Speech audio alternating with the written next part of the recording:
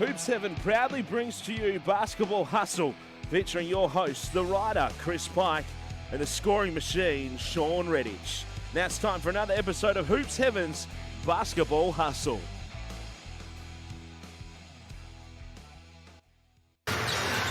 Barlow with his feet set, wants to access Landale, he'll have to shoot quickly. Jock Landale! McCarron got it into Landale, only just. Bubba puts the icing on top of the cake. Melbourne United have been on top of the table for all but 4 rounds. Hello and welcome to our final episode of Hoops Heaven's Basketball Hustle for this NBL season. And as you just heard, Melbourne United, the deserved NBL champions, I think you would all have to agree. So we'll wrap all of that up on this week's show, talk about the latest movements across the league, have a look at the Boomer squad for the Olympics at Tokyo coming up later this month as well. Jam-packed show. I'll be joined later on by both Damian Martin, thanks to Boomerang, and Matty Knight, thanks to Tap Touch. But I'm Chris Pike. As always, I'm joined by the one and only scoring machine, Shawn Redhage. And Shawn, I think we got the champions that we probably thought we were going to get most of the NBL season. Yeah, well, I think we talked about it during the year. I think this Melbourne United team was one of the most talented ones that I've seen. And, they just had all the pieces, and they fit well. They could go to another level defensively. And then also adding in Jock Landale. He was just an outstanding player who demanded so much attention. I think he made everyone else's job so much easier. And credit to Melbourne United. They walk the walk and talk the talk, and were able to come out champions. And they beat a Perth Wildcat team that fought pretty hard, down some men. But credit, I think they were the deserved champions this year. Clean sweep in the end, 3-0 in the final series, but the 3 games were a lot more competitive than I think they had any right being. It wasn't like that series where the Wildcats hammered the Hawks going back a few years, where it was a really dominant 3-game sweep. I think the Wildcats deserve a lot of credit for making all 3 of these games competitive, and in all 3 games, you have a look at the last minute, and they were a chance to actually snatch the win in all 3 of them. It was a pretty brave competitive effort from the Wildcats, even though the history will show that it was a 3-0 sweep. Yeah, I think so. And probably if I'm looking at it from the outside, I think Trevor Gleeson got a lot of credit, probably more than he has in the past, by just how well he had his team competing against this Melbourne United team that was pretty stacked and playing some pretty good basketball. So, to be able to, with those many players injured, not able to play, and especially take out the best player in the competition of Bryce Cotton, you're right, to go into Jesse Wagstaff has a shot to tie it in game 1. They were up by 12, I think, in the first quarter of game 2, and right there in the second half had their chances. And then game 3, it was a 3-point game in the last 30 seconds of the game as well. So credit for the Wildcats for fighting, being able to battle against a team so talented and playing so well that it was a sweep. But I think you hit it right on the head there, that it was a battle. I mean, Melbourne United had to come away each game knowing that they had to play well. They had to compete to be able to get the win. Absolutely. As it turned out, we didn't see Mitch Norton after sort of halfway through the second quarter with his hip injury. So he only played 9 minutes in that game 3 last Friday night. Clint Steindl tried to give it a go, and he only played 4 minutes. And then Luke Travers, he battled pretty manfully. He still played almost 18 minutes. But I think when he tried to finish off that alley-oop from John Mooney in the fourth quarter, we saw just how hindered he was by his calf injury when he just couldn't jump off that league. That's how far from 100% he was, and like we talked about, it was a brave effort with those 3 guys all trying to play. If you're a Wildcats part of that team, or if you're a Wildcats fan, does any part of you just wonder what it might have been, even if those 3 guys were fully healthy and you still were without Bryce? Could have it been a lot different? Yeah, I mean, Possibly. I mean, you think about how hard they played and how well they played. Defensively, I thought they were outstanding all series, going up against a bigger and better front line than the Wildcats had as well. So, you look at every position, and probably Melbourne United wins almost every position there. So, to go kind of toe-to-toe with one of the best teams I've seen in my time in the NBL, a lot of credit. And you just wonder, but it is one of the things, and it's why winning a championship is so tough. It's not only do you have to be the best team, but you got to be the best team, everyone healthy, and you got to be playing your best at the right time of the year. Yep. There's no sense in playing great basketball in November and then not being able to back it up in later on in the year. So it's a tough thing to win a championship. It's tough to win back to back, and even tougher to win 3 in a row. So, but I think if you're a Wildcat supporter, 9 grand finals in the last 12 years, that's pretty impressive. It is, and like you said, it goes to show why you build a deep roster. All season long, we talked about how this Melbourne team was probably the deepest team we've seen perhaps ever, or at least in a long time. And you have a look at every single position. You start at the one spot. You've got Shayili, and he's backed up by Udo Bubba. Then you've got Chris Golding backed up by Scotty Hobson. Then you've got Sam McDaniel backed up by, well, I guess he's backed up by whoever you like. There could be Scotty Hobson. And you got Mitch McCarron in the one spot as well. The 4 spot, you got Mason Peatling, and then Dave Barlow coming off the bench. The 5 spot, you got Jock Landale, and you've got Joe Lual-Achul, and then backing all of those guys up, you've still got Dave Anderson. It's the deepest team I think you can just about imagine having in the NBL right now, and they're all healthy come finals time. And in fairness to the Wildcats, even if Bryce was there, I don't know if they could have overcome this team. Look, I'm never going to discount a Bryce Cotton-led team. I think they could have won. I don't know if they would have, but I definitely think would have given them a good shot with Bryce Cotton. I just think he's a game changer, a bit like Jock Landale is for Melbourne United. But you're right. I mean, Melbourne United just, they put that roster together so nicely. I mean, they've got defenders, they've got scorers, they've got shooters, they've got a big guy in the middle that can hold down the fort. So it was an impressive GM job and making sure that they put them together and just getting those guys to play together. They were a fun team to watch. I thought they had each other's back and they really bought in to the system and came together, and they were a tough team to beat. I mean, you kind of felt like when you beat Melbourne United, you kind of caught them on an off day because it wasn't going to happen very often. Jock Landale, grand final MVP. Were you pretty happy with that decision? Oh, absolutely. He was the difference. Probably Chris Golding was a close second to win it. But I just think the presence, anytime he got the ball, he had 2-3 guys on him. He was still able to score. If you single covered him, didn't matter who you put him on. It was a bucket waiting to happen, and he just had played with a bit of an edge. You could see he was there to win a championship, and I'm sure he's going to go on to some bigger things next year. But he accomplished his goal, and I think it's one of those things where he can be mighty proud of his effort this year in the NBL.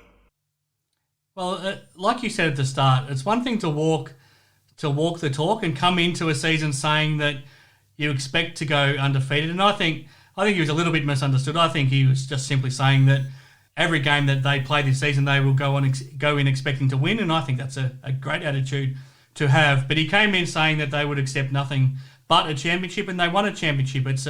It's a lot harder to actually back up your talk than to say it. So it's a lot of credit to Jock to put that pressure on himself and then to back it up.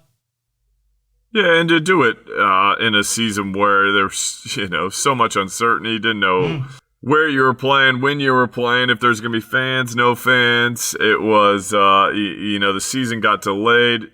By the time June hits, usually you've had a couple months off in the off season, and they're still playing. So a long season for those guys as well. Most of them, started the preseason in August, September, and still playing 10 months, almost like an NBA season in some ways. So I think everyone will be hoping that next year you're looking at a normal season. Not a long off season this year. They're still talking about an October start. So, but let's hope it gets back to a little bit more normality and not having to play that hub 36 game season. I think it was tough on some of the teams and players. Even from a selfish point of view, having to cover every game when there was a game just about every single day for 6 months. It was a long season for us trying to cover the league as well, Shawn, as we found trying to back up every week here on the show. But when we reflect back at now, how do you look back on this season? Do you feel like the league as a whole deserves a lot of credit for what they were able to still accomplish and to still get off a full season? Yeah, I think so. I mean, there was a lot of, different challenges thrown at them and border restrictions and, games being moved last minute and flying teams out. Probably one of the worst jobs in the country right now is being a sport administrator and trying to put on a league as we're looking at, some of the AFL and netball and all that. They're having to handle this, the current outbreak that we have. So it's a tough challenge, and I think the league did as well as they could. Having that hub there and that little tournament there in the middle of the year, the NBL Cup, I think was a good idea. Yep. Probably, I'm not sure it's a long-term solution. Looking back, probably the teams don't want to, be putting their marquee player through such a grind where they may lose out, like as we saw the Wildcats at the end of the year and some of the other teams facing players not being able to play. That's not what you want. You want teams fresh and your best players out there at the end of the season.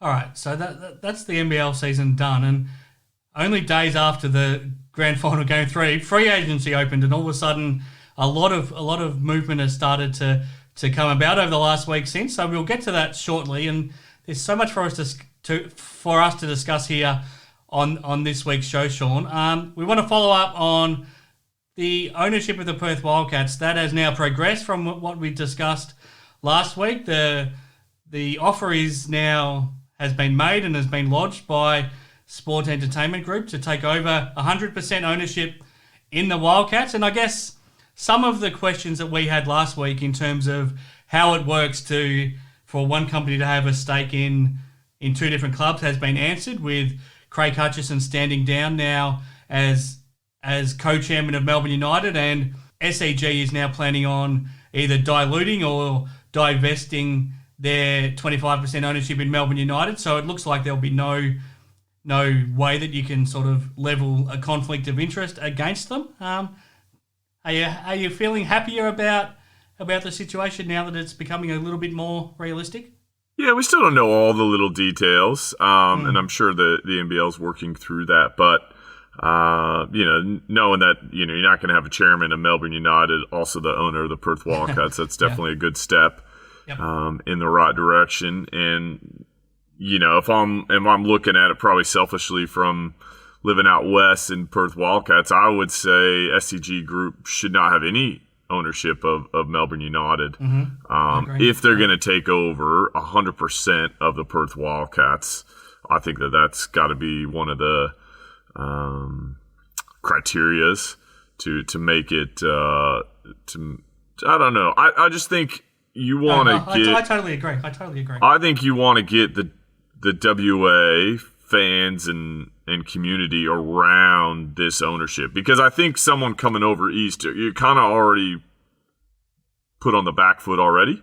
So to come out and say, look, this is, we are divesting all of our interest in Melbourne United. We are solely focused on Perth Wildcats and continue the great tradition that they have. I think that would be that'd be a great step for Craig and the SCG Group. Don't know if that'll happen, but that would be my recommendation, because there's that sense of pride in WA and in the Wildcats, and it's almost like WA against the East Coast, and so there's that kind of already rivalry, as you might say, with the rest of the country. So I think it would be a good step, but. Saying all the right things at the start, so I'll be interested. Obviously, he's going to put his own stamp on the Wildcats, but a lot of credit to Jack Bendat for the time he spent with the Wildcats. Pretty much saved them. They were struggling financially, not the club that we know they were when he took over. So a lot of credit goes to him and everyone involved with the Wildcats in creating something that is pretty special at the moment. Yeah, absolutely. I wanted to spend a little bit of time to speak about the legacy that Jack will have left at the club, because when he took over the ownership, it wasn't an attractive club to be an owner of. They were yet to have fully even established themselves in terms of selling out the old Challenge Stadium. It was still kind of in that era where the Red Army hadn't been fully established yet. That whole marketing campaign hadn't been fully bought into, and it was a real. The championships weren't quite on the radar just yet. That they were obviously still making playoffs in your early years at the club, but not quite a championship threat. But yeah, under the ownership of Jack, and then his relationship that he had with Nick Marvin, their combination as owner and then CEO or managing director, I think it's one of the most successful management of any sporting clubs in the country. I think if you have a look at where the Wildcats were 15 years ago to where they are now, and you have to consider them, that's not even worry about the on-court success, but off the court, they are one of the most successful sporting clubs in the country, and that is all because of the direction that's come down, and certainly the investment from Jack, but then also the way he has allowed the club to be run, especially from Nick, and now Troy Georgiou has taken over that as well, but yeah, I mean, I remember he's a hard taskmaster. You know that. You know the standards that he set for his players, but for the office staff and the management, it was just as tough. I remember going back a decade when I used to work inside the club. The staff meetings and the targets that were set financially that the club had to meet were almost unrealistic. But by setting the standards so high, it meant that everybody was working to such a high standard. Everybody was pushing themselves, and ultimately, the club was pushing themselves to be the best in the country, and that's what they've become. And I think it all starts with the leadership from Jack. Yeah, I think so. I mean, you hit the nail on the head right there. I mean, the fact that it came in, weren't even selling out Challenge Stadium. We were wearing black jerseys when I first arrived. So I think one of the first things Nick Marvin and Jack did was, hey, we're the Wildcats. We wear red, and the Red Army was started. And then obviously moving to Perth Arena, which then became RAC Arena, was a big step in the club. And I wasn't sure if we were getting 4,000 or 5,000 to Challenge Stadium on a regular basis. I thought maybe 7, 8, maybe 9. But you're right. Back then there was absolutely no guarantee. It was a massive gamble from the club to make that jump. And made the jump, and best thing that one of the best things that ever happened to the club. Yeah. So they built the stadium, and they say if they build it, the fans will come. Well, the fans certainly came, and they haven't left. So it's been a remarkable journey. I think. Look, in all honesty, Andrew Vlahoff was the owner, and he was given his ownership. Part of his ownership was given to him by Luke Longley because he didn't want it anymore. So that tells you kind of the state of where the club is. And then the reported figures of, I think, $8.5 million is what's been thrown out there. We don't know the exact number, but you got to think from the sources that have said that they're pretty reliable. That to take a club from that basically people were given away to one of the most remarkable sporting organizations in the, maybe if not the best sporting organization in the country, just as far as the record and the community involvement, engagement is pretty remarkable. So yeah, I think a lot of credit goes to Jack. I think you're right there. Nick Marvin has a lot to do with that as well, and I think the group there that's now Troy Georgiou and everyone that's involved has kept it kept it at a high level. How did you get along with Jack? Did you ever have much of a personal relationship with him?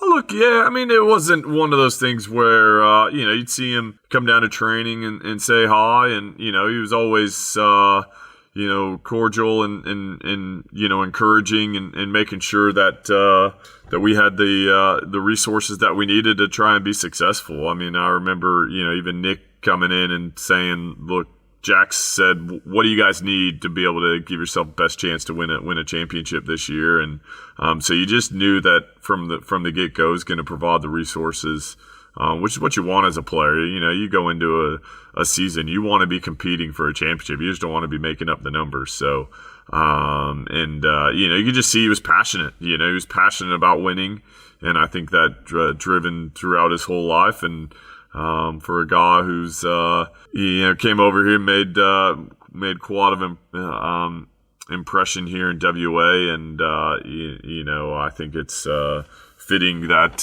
he was able to kind of oversee quite possibly one of the greatest eras we've seen in sporting history in Australia. 9 grand finals in 12 years and 6 titles over his time was pretty remarkable.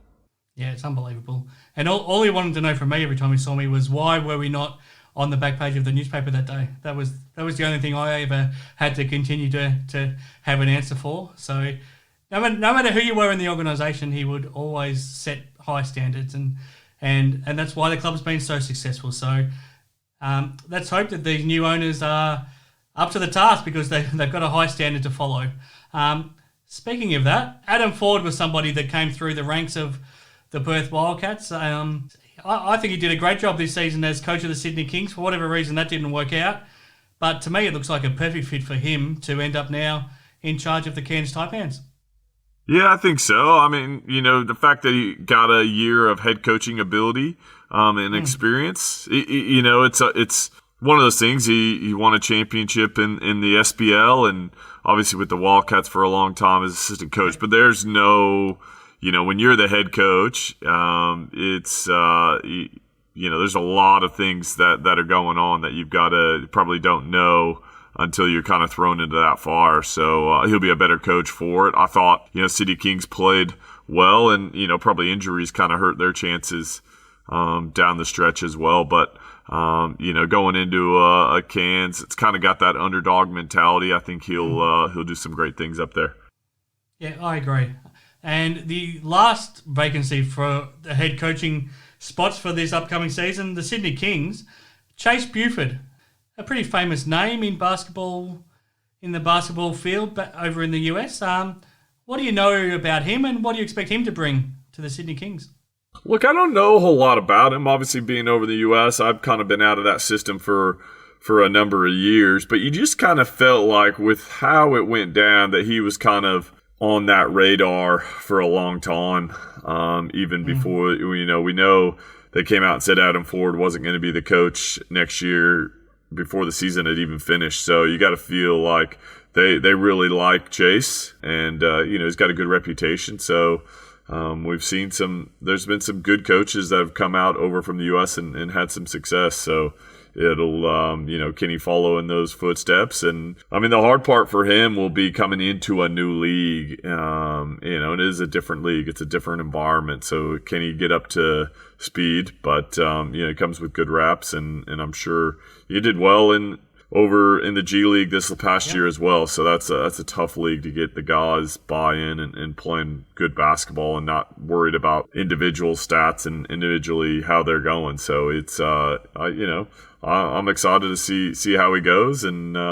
he's coming into a good situation. Sydney Kings, they're going to spend some money and be able to put a competitive team out there on the floor. Yeah, absolutely, and his dad was a fantastic executive at the San Antonio Spurs. I think he was in charge of the Spurs during their remarkable run. I think they won 5 titles when he was there running the Spurs. So obviously comes from great stock. A little bit of other coaching news, and then we'll take a break, Shawn. And Jacob Chance has moved on from the Perth Wildcats as well. He's joined the Tasmania Jack Jumpers. Obviously, Scott Scott Roth had a big say in that, and we haven't chatted about this yet on the show. Mark Radford is on board as an assistant coach down there at the Jack Jumpers as well. Are you happy with the coaching staff that they've assembled? Well, look, they've taken a lot from the Wildcats. That's kind of from the outset, kind of looks like they've said, look, who do we want to model our club after? And they said, let's go get every Wildcat coach that we can get. So Scott Roth, Mark Radford, actually recruited me. It was the reason I'm actually living in Australia at the moment. So he's an outstanding coach. I think they're pretty lucky. They've got him, and he's been doing some great things with Basketball Tasmania. So he'll fit right in over there. And then Jacob Chance, come up through the Wildcat system as well. So the word is they almost got Mitch Norton as well. So you would be surprised if they don't chase Bryce Cotton in a couple of years' time as well. It seems like they're trying to replicate everything over there. Which why wouldn't you want to do that? I mean, the success that the Wildcats have had, I think that they're putting together a good coaching staff, and I'm interested to see how their team kind of plays out. But I'm sure they'll. If you're a player coming out of contract, this is a year, when a new team comes in, that's always kind of pushes up the contracts a little bit more for the guys that are in demand. Well, Matty Knight was quick to rule out moving back to Tasmania. Did they reach out to the scoring machine? No, I'm past my days. They might have to recruit Dylan in a few years' time. If what about for the coaching staff? No reach out there. I'm quite happy coaching the juniors at the moment, so I'll stick to that, and I think that they've got some fantastic coaches there. So there's no I enjoy my time in Tasmania, but I'm here in Perth. Have the Mandurah Magic reached out to you, Shawn? Can you imagine lining up in that team with Luke Travers now on board with Scott Machado, and you got Jeremy Grace there. You got big Brian Carwell. You got Ben Smith. It's an almost an NBL roster that the Mandurah Magic are putting together under Aaron Trahair. Yeah, something's happening down there in Mandurah. Some big things. You don't really see. You might get one big name, but they go get Luke Travers as well. That's pretty impressive. So I'm excited to see how they play out. I think Machado and Travers will work really well together, and that's going to be exciting. The thing I like about it as well is kind of a bit of a draw card when the Mandurah Magic come up into the Perth and play all these teams up here. It's going to be, there's going to be some crowds that come out. We saw that with against Wilton in Machado's first game. So you had Travers. There's going to be a lot of wigs and hair coming out to support their, the WA Golden Child at the moment. But no scoring machine?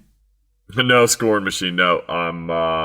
My days of playing, I think, are finished there, Pikey. I'll leave it to the young bucks these days. Okay, Shawn, there's plenty of ground covered so far on Hoop 7's Basketball Hustle for this week. Let's take a deep breath. We won't hear from Damien Martin on this week's show. What I'll do is I'll do a separate show with Damo where we wrap up the NBL season and also have a look towards the Boomers Olympic campaign in the next week or two. So keep your eyes out for that.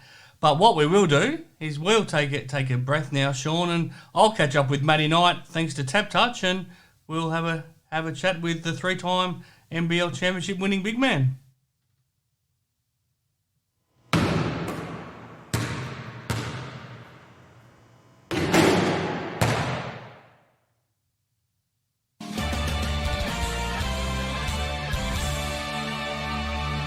Okay, back here on Hoop 7's Basketball Hustle with the one and only Matty Knight, thanks to Tap Touch. The NBL season, the season that felt like it was never going to end, Matty, is now over, and I think we've got the champion that we probably deserved in the end with Melbourne United. Yeah, no, definitely not wrong. It was a season that probably didn't sound like it was going to end there for a while, but I think best team won. Obviously, they got very hampered by injuries in the grand final series, which could have made a difference. But it was a jock to come out pre-season and championship or bust. Yep. So he walked the walk. So definitely the best team probably walk away the championship. A lot of fans, including myself, I think they would prefer to see a Bryce Cotton out there healthy. Sure, yeah. Probably would have been a 5-game series. So, but you play against who's on the court. First credit, they didn't give in. They could have easily just gone to Melbourne and just showed up, but they competed and they pushed Melbourne the whole way. So full credit to Perth, undermanned, but definitely the best team won. Yeah, I mean, I was thinking throughout the whole series that the Perth team that they had on the court had no right to be as competitive as they were, but in all 3 games, in the last minute of all 3 of them, they had a chance to win. They were a lot more competitive than they had any right to have been, and I doubt any other team could have done that with the injuries that they had. No, when you're missing the MVP, that's a big loss. Within, like you said, within each game, full credit to them. Not too many other teams would have been able to perform like that, but it's a grand final series, so it's all or nothing. So you'd be pretty disappointed if they didn't bring it. Yeah, sure. But unfortunately, they just didn't have the firepower. You pretty happy with Jock Landale being the grand final MVP? Yeah, there's no question about that. He was exceptional. Obviously, he was pretty upset that he was not in the top 3 of MVP, but he came out and showed why he is one of the best players in the league, and hopefully Melbourne United fans and NBL will be hoping he sticks around for another season. It's an interesting one. Would you imagine him still being in the NBL next season, or do you think he's a real chance of getting a crack in the NBA? I don't know. They're completely different leagues, so the NBA is every kid and every basketballer's dream, but only a certain few make it. I'm sure you'll get a crack. You'll probably get invited to a training camp or something. But I'm sure if that doesn't work out, I'm sure Melbourne will be calling his agent trying to get him back to Melbourne. To prove that if he played the minutes in the regular season, he would have been close to MVP as well. But because of the way Melbourne shared the minutes, probably what hurt him. But grand final series, he stood up and showed why he's one of the best players in the league. Yeah, absolutely. Now, there's been lots of off-season news already. Free agency's only opened this week, and we've seen plenty of movement. Before we get to some of that, Matty, how do you reflect back on this NBL season? It was one where we just had to roll with the punches and I guess deal with whatever COVID threw at us. But I feel like as a league, the NBL handled it pretty much as well as they could have. Exactly. A lot of issues thrown at them, and full credit to Larry and the team to get the season completed. A lot of COVID outbreaks, a lot of teams having to jump on a plane straight away, get out of their state, and the NBL, I'm sure they had a lot of contingency plans, but probably not as many as they expected to go through, but I'm sure a lot of teams probably weren't happy about the NBL Cup, as long as it was. Sure. A month away, it's a long time. Yeah, so but other than that, full credit to the NBL to get the season done, and through a very uncertain time in Australia and the world. Yeah, absolutely. All right, now, like I said, there's been some big news already this week as free agency. Before we get to some of the player signings, we've now got no coaching vacancies. All the coaching spots are filled. The latest is Adam Forde going to the Cairns Taipans, and I imagine, given your history with Forde, you're pretty happy that he's landed that job. Yeah, definitely. He's got so much to offer, and I think he's so good in history. They've gone through 4 coaches in 4 years. Yeah, probably not the ideal starting point for him, but big market. But hey, he did a fantastic job. They had a lot of injuries this year. David Cook missed a lot of time, Darrell Martin. So full credit to get him. They almost made finals too. So, yeah, they did. They only missed out by percentage in the end. Yeah, it wasn't a disappointing season for him, but Cairns is a perfect spot for 40. I agree. They're going to be the underdogs for a lot of games, but he's going to get those boys playing hard, and that's what they need up there. He knows a lot of the boys. Nate's back. Yep. He had a really good relationship with Nate when he was in Perth, so yeah, he'll do good things up there, and I'm sure he'll get a few recruits up there as well. Yeah, I think so too. I don't necessarily think Mike Kelly was treated fantastically, but once that decision was made, I'm really happy that they've gone with Adam Forde as the replacement. Now some player news. The Tasmania Jack Jumpers, Matty, they've made their first player signing, and it's Sam Mcdaniel. So fresh off being a starter on a championship winning team at Melbourne United, that's not a bad player to add to your group. Yeah, no, it was a shock to someone.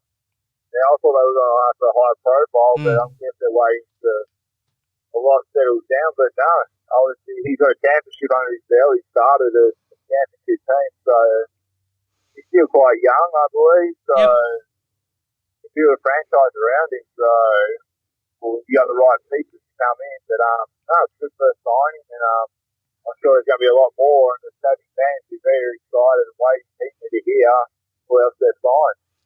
My understanding is the next announcement is going to be Jack McVeigh. Would you be pretty happy with him coming on board too? Yeah, like I just said, right, they're going to need some high profile. Yeah. I know a lot of people down in Tassie, they want to see a competitive team. And yeah, Jack McVeigh did well. No offense to Zach, but he was up and down in Adelaide. Yeah. So sometimes you don't know what's going on behind the scenes. He's got potential. Fresh start, maybe what he needs. But yeah, they're definitely going to need to get some veterans and some high-profile names to really draw those crowds in Tassie and make competitive sides. I think the man you mentioned last week, Brad Newley, would be perfect, and there's a lot of talk about Mitch Norton potentially signing on as well. That'd be a couple of handy additions. Mitch Norton would be perfect. Yep. He's won championships. He's a great leader. Seen what he did in the final series. That's what type of guy Tassie would love down there. And I would be going after him. The starting point guard. He'd probably be captain of the team and lead by example. So I hope Tassie up to him, and tough to get him away from Perth. Yep. Success they've had here, but hey, they come knocking with a nice paycheck and probably captaincy. You'd be looking at it keenly, and the fact that he hasn't signed with Perth already shows that making about it. Yeah, absolutely. I think the biggest surprise so far was Mitch McCarron leaving Melbourne United fresh off the championship, where he had probably the best season of his career, and signed with the Adelaide 36ers. That took me by surprise a little bit. Yeah, not sure what's happened there. Maybe money goes for the time, but sometimes guys just want to keep going. He's won championships now. He had a fantastic season, so moved to Adelaide, who were pretty disappointing this year. The injuries and whatnot, but he continues to build on the season he had this year. That's a fantastic signing to Adelaide, and they been comfortable to stay in Adelaide. Yeah. What they need, they want to be competitive. Yeah, absolutely. Now, I guess the next biggest thing we've got to look forward to is the Olympics and the Boomers campaign. So much talk about trying to win a medal for the first time. What was your reaction to Ben Simmons' decision to not end up playing for the Boomers at this Olympics? I think writing was on the wall was probably the wrong shot. Obviously, Ben probably didn't have the finish to the playoffs in the finals. And a lot of pressure on him. No one did. Philadelphia is a basketball-loving city, and he was the first to admit that he didn't perform at his best. So sometimes you need to get away and work on the game. Still young, so there are opportunities for him to still represent Australia. Yeah, for sure. Unfortunately, the last two times he said he's going to play and he's pulled out, but sometimes you've got to look out for yourself. Yep. Do what's best for you. And he's probably not sure where he's going to be playing next season. So he probably wants to get work on his game, come back and have a better season next year. And still got a couple more Olympics left in him. So quite easily. Yeah. And if you're not fully committed, then I think it was like Logan said, then not worth being there if you don't want to really represent the country. So well, especially when you're taking the spot of somebody that would give their life for it. Exactly. So you see both sides of the story, but I think Australia's still got a very competitive team. You got Paddy Mills, Kelly, Aaron Bay, David Cook. Still a lot of talent on that thing. And you got Brian Gordon back in coach. So he's been there. He's just missed out on medals before, so they're going to be very keen. And I still believe they've got the firepower to make it. Well, speaking of that squad, Matty, I want to put you on the spot. The squad is down to a 17-man squad ahead of the Olympics. It now starts later this month. It's really creeping up. It's only 4 weeks away until it starts. So they're at a training camp in Las Vegas right now. And then down to 17 men. I want you to trim this down to a 12-man squad for me. So I'll run through the 17 men. You give me a yes or no answer. I'll say yes or no. Okay. Yeah. Aaron Baines. Yeah. Xavier Cooks. I'm going to say yes. Yep. Mitch Creek. No. Matthew Dellavedova. Yes.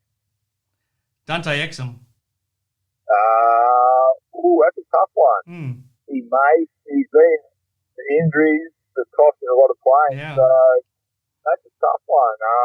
At this stage, I'll say yes. Okay. Josh Giddey. Yes. Chris Golding. No. Josh Green. Yes. Joe Ingles. Yes. Nick Kay. No, I'm going to go with Brock Moody over Nick Kay. Yep.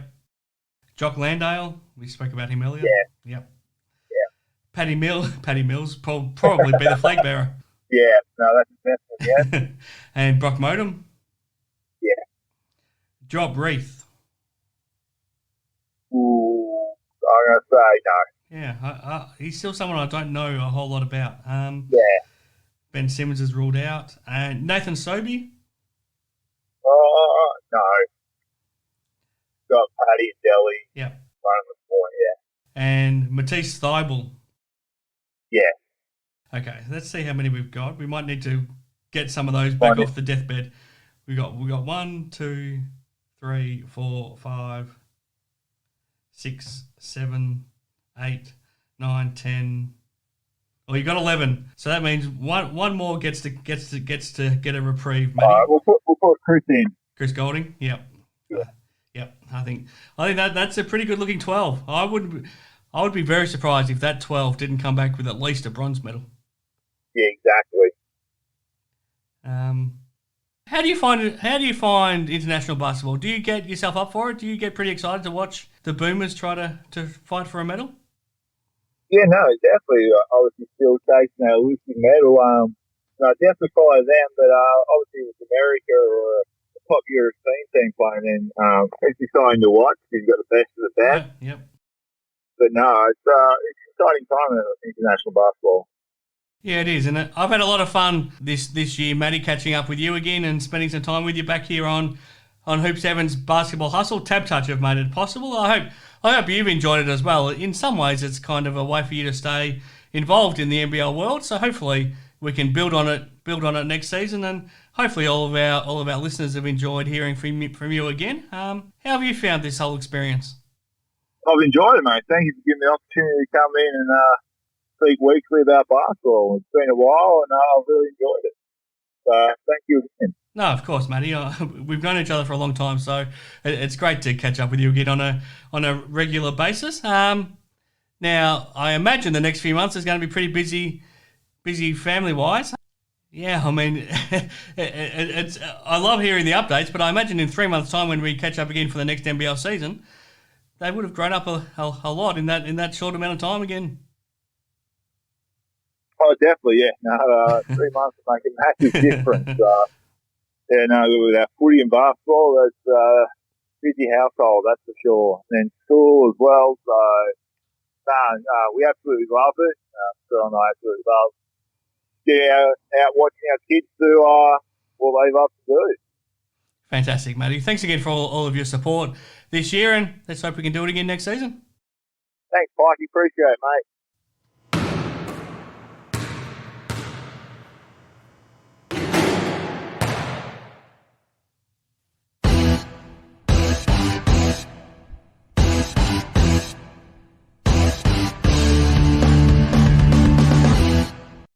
Okay, back here on Hoop 7's Basketball Hustle. I hope you enjoyed hearing from Eddie Knight for the last time here for this NBL season anyway. We hope to be back later this year once the new season gets underway. But the teams are certainly wasting no time preparing for next season already, Shawn. Probably the biggest signing so far in free agency, and one that caught me a little bit by surprise, fresh off the championship, Mitch McCarron going from Melbourne United to joining the Adelaide 36ers.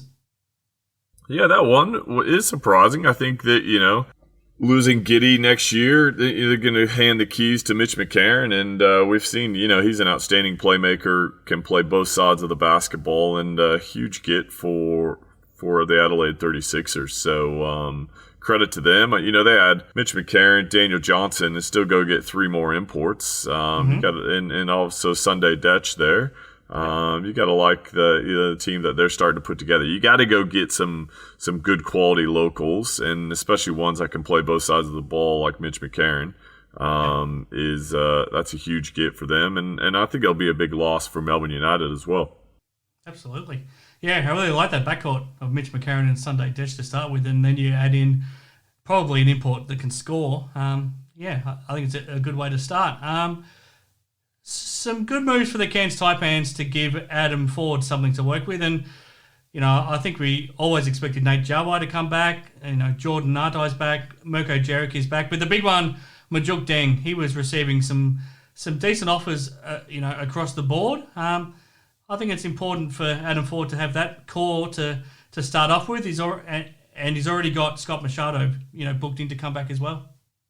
Yeah, that's a good nucleus to start with. They would have been disappointed with the year they had last year. So you got to think that all those guys will be pretty motivated to have a great season and kind of bring back, I guess, the Cairns Taipans we saw from 2 years ago. So I'm here to see who they match up with those guys, but to be able to get, I think the fact that the league is going to go back to 3 imports will really help Cairns and kind of solidify them as a contender again.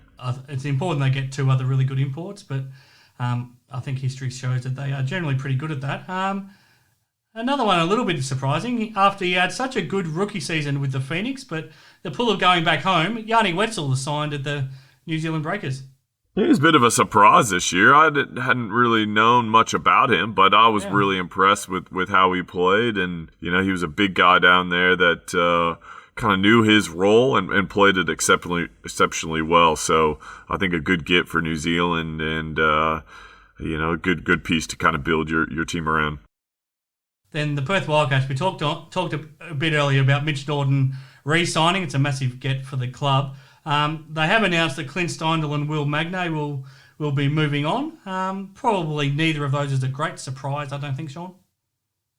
Yeah, I thought maybe Clint Steindl. They might try and keep him around. I think, you can never have enough shooters on a team. So, he was a bit up and down this year.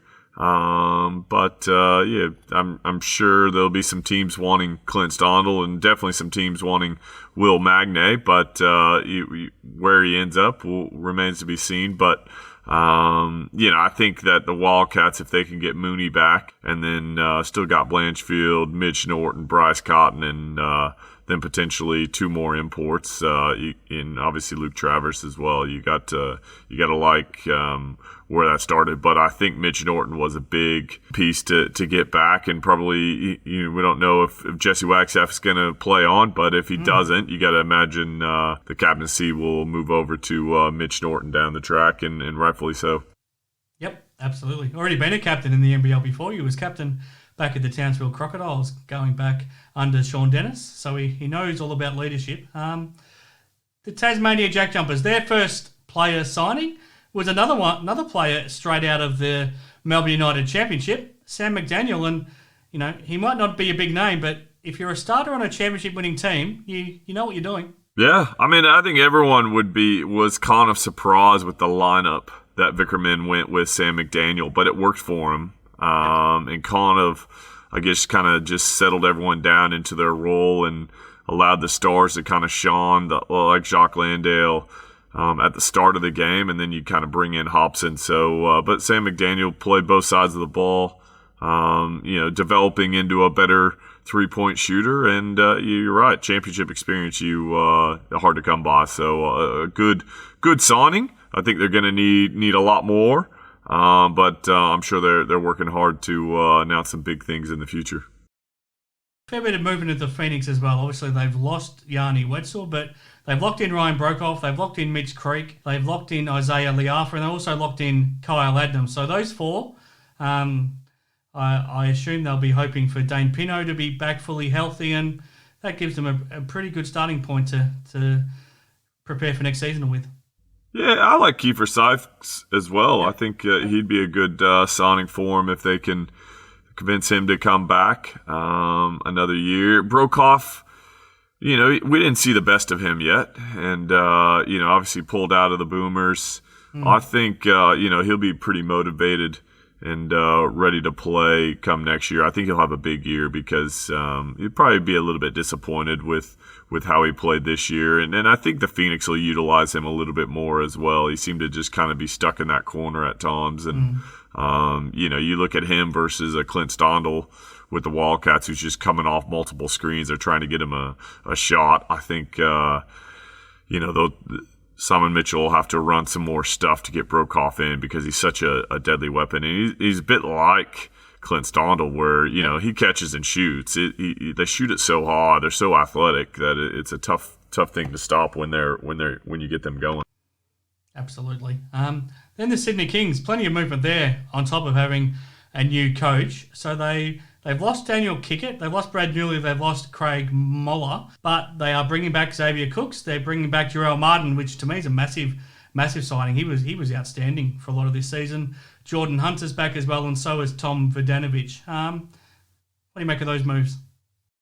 Yeah, look, I think that you're probably spot on there. There's some of those guys that, Craig Moller, I think, can play a role in the league. So I'm surprised that, he's not right back. But, Newley... He signed in Europe, so I think he wanted to try out playing for the first time. Yeah. So, I think that, but, you got to like what Jordan Hunter brings. I think that's an excellent signing. And, I think that they've got a nucleus there as well that's going to be... Is Casper Ware signed again, or is he a free agent now? I think he's a free agent, Yeah, okay. You got to think that they'll be exploring him if they can fit him into the cap as well. So, but obviously Buford having some NBA ties, he's going to have a lot of connections. So I'm sure that they're going to get some good imports to come out as well. I'll just check about Casper. Yeah, no, he's a free agent. So we'll wait and see on that news from the Sydney Kings. Now the Australian Boomers for Tokyo, Shawn. You picked your 12 last week, and now Brian Goorjian has officially picked his final 12 as well, because we're only 3 weeks away from the team heading over to Japan, and we're only 4 weeks away from them playing their first game. So it's creeping up on us.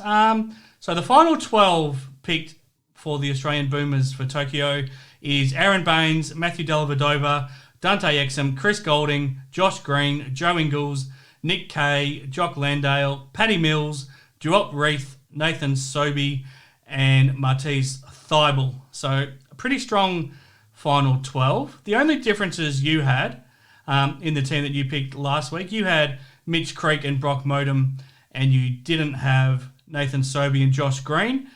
I think your 12 would have been pretty solid, but the final 12 that they've picked, it's probably pretty tough to argue with at the same time.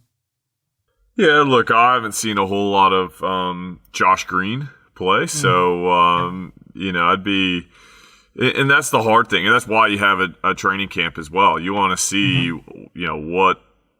how these guys play together, what happens when they're on the court. Are they in shape? Are they motivated? Are they ready to go? And then also you're kind of looking at the future. Are you looking at Josh Green as kind of being your 11th, 12th man? Are you looking at Sobey in that position?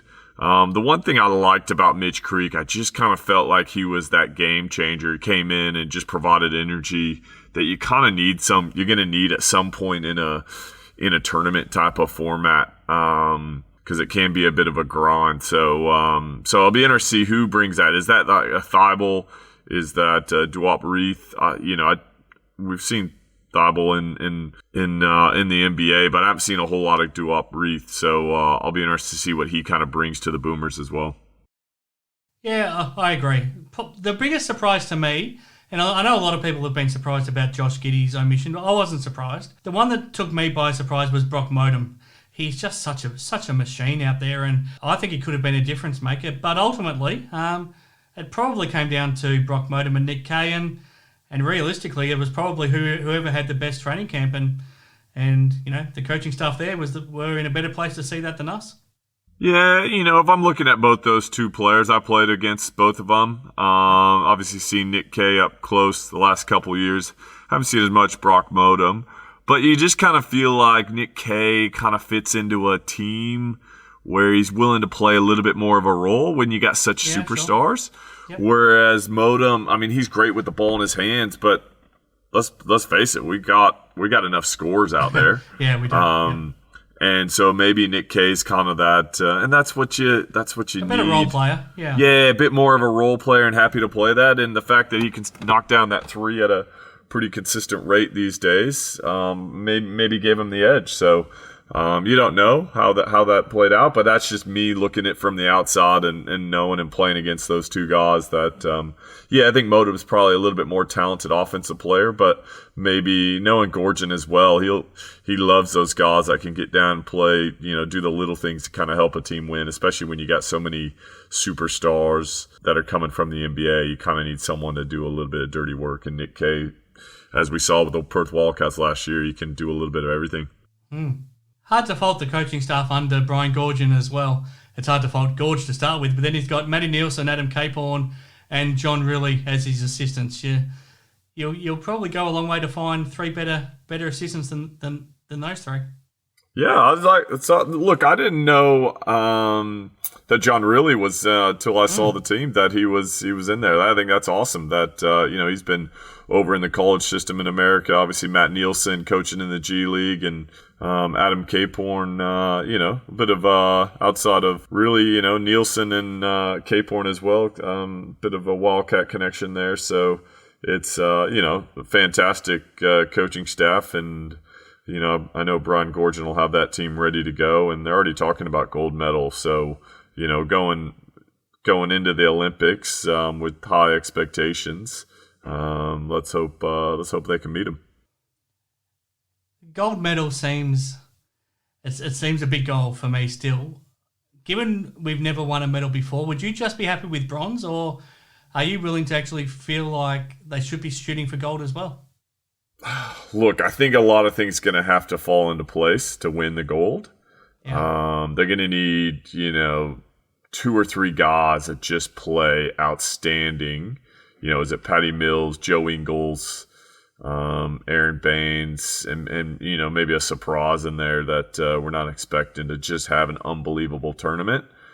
It's just such a tough. I mean, every team's got so many good NBA guys, and I'll be interested to see how USA does. A lot of that will have to come down to your draw, where you kind of finish, who you match up with in the quarterfinals, semis. I think we'd all be proud if they got a medal. But the fact that they're going over with that mindset, I like it. I like it, and let's hope they accomplish it. Speaking of pride,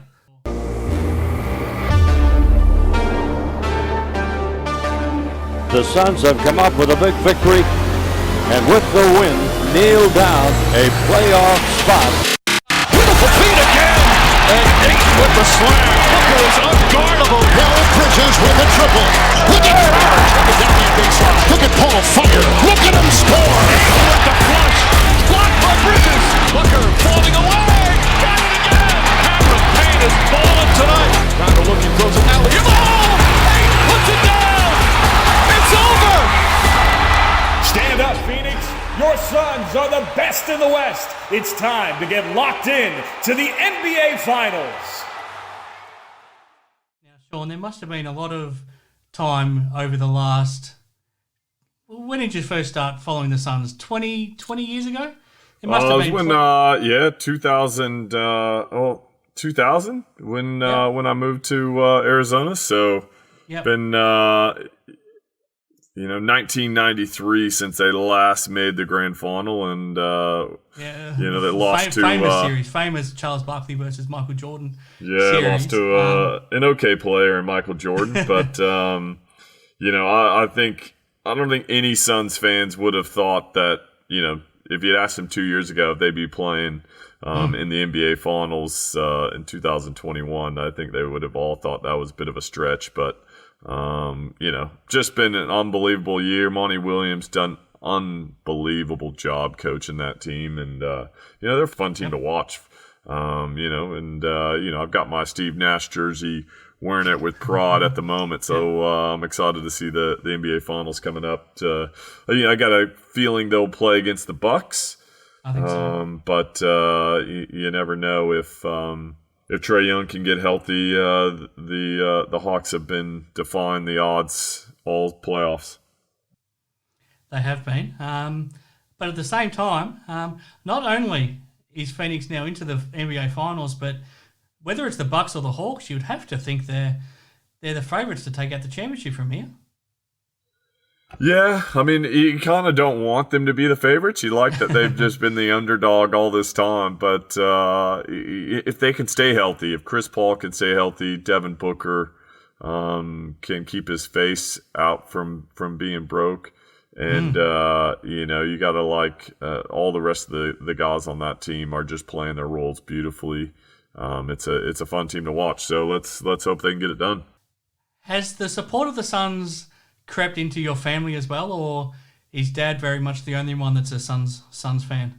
Well, look, my son is a Bucks fan, so that's what I thought. I remember him getting a Giannis singlet. Yeah, he's been wearing that around the house. So if the Bucks beat the Suns in the finals, he might be sleeping out on the trampoline for a few weeks.